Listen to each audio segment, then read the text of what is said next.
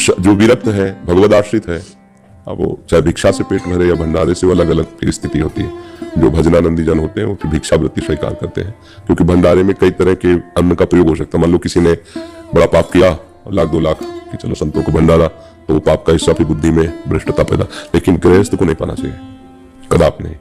जहां भी प्रसाद ले तो बस इतना ले सकता है। मान लो कोई ऐसा कहता है कि भगवान का प्रसाद है, वो भी मंदिर में, गली कूचे में नहीं। जैसे कोई हलवा बांट रहा है, चाय बांट रहा है, आप पी रहे हैं, गृहस्थ के लिए ये बात निषेध है। आप भक्त हैं, आप कमाइए गृहस्थ में और 4 को खिलाइए, धाम आए हो, आपको खाने की जरूरत नहीं है। आप उपवास कीजिए, आप अपने पैसे से खाइए, दूसरे धाम आए हो, तीर्थ आए हो, मंगल करने के लिए आए हो। तो आप परिक्रमा में बट रही कचौड़ी पूरी हलवा या कहीं कुछ ऐसा बिल्कुल नहीं खाना पीना चाहिए। आप समझिए क्या जो हो रहा है वो दान हो रहा है। दान लेने का अधिकार आपका नहीं है, आपका दान करने का अधिकार है। आप गृहस्थ में पैसे नहीं है, मत कीजिए दान, पर लीजिए भी नहीं।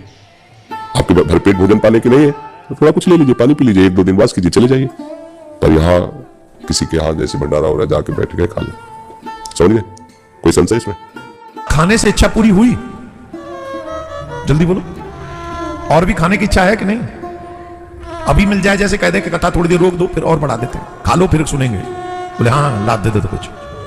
और खाने की स्थिति तो ये हो गई, कोई भी खिला दे सबका खा लेते हैं, बिना ये सोचे समझे खिलाने लायक है भी कि नहीं। ये कौन बात बता दें आपको, मानोगे?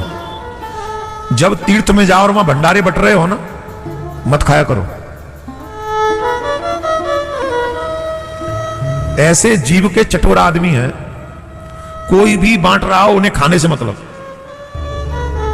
जो बांट रहा है वो अन्न के साथ साथ अपना पाप भी बांट रहा है, और जो खा रहा है वो अन्न के साथ साथ उसके पाप भी खा रहा है। खाओ बेटा, खाओ।